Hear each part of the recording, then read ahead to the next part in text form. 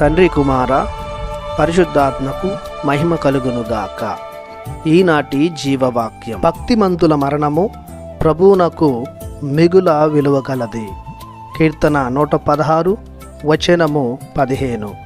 ప్రియమైన దేవుని బిడ్డలారా, సహోదరి సహోదరులారా, తండ్రి యొక్క దేవుని నుండి ప్రభు అయిన యేసుక్రీస్తు నుండి మీకు శాంతి, సమాధానం, సంతోషం లభించునుగాక. జీవమరణాల అధినేత ప్రభువే.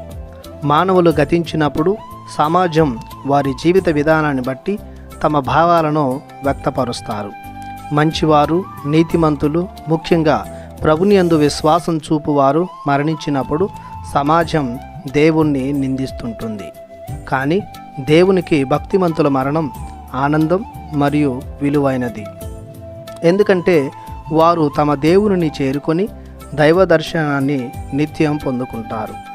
దేవుని సమక్షంలో పునీతులతో, దేవదూతలతో కలిసి దేవుని సదా ఆరాధిస్తుంటారు. దైవభక్తుడు ఈ లోక వ్యసనాలలో చిక్కుకొని నాశనం అవ్వడం ప్రభునికి ఇష్టం లేదు. అలా అని వెంటనే వారిని మరణానికి గురి చేయడు.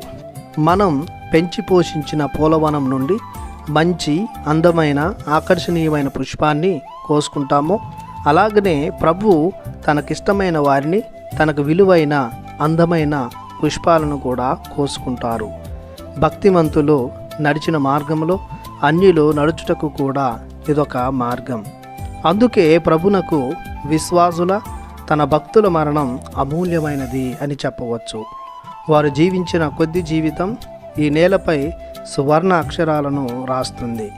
కావున ప్రతి మనిషి దైవభక్తునిగా జీవిస్తే మరణప్రాయంలో భయపడాల్సిన, చింతించాల్సిన అవసరం లేదు.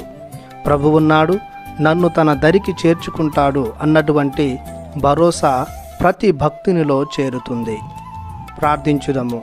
మా జీవనదాయకమైన దేవా, మీ ప్రేమానురాగాలను బట్టి మీకు స్తోత్రాలు చెల్లిస్తున్నాము. మేమును నీ ఎడల ప్రగాఢ విశ్వాసంతో జీవించి మా మరణ సమయంలో మీ దేవదూతలు మా ఆత్మను మీ చెంతకు చేరుస్తారన్న భరోసాతో, ఆత్మ ధైర్యంతో జీవించే శక్తియుక్తులను, ఆత్మ తోడును దయచేయమని మీ పరిశుద్ధ నామంలో ప్రార్థిస్తున్నాము తండ్రి. ఆమెన్. దేవుడు మిమ్ము దీవించునుగాక. ఆమెన్.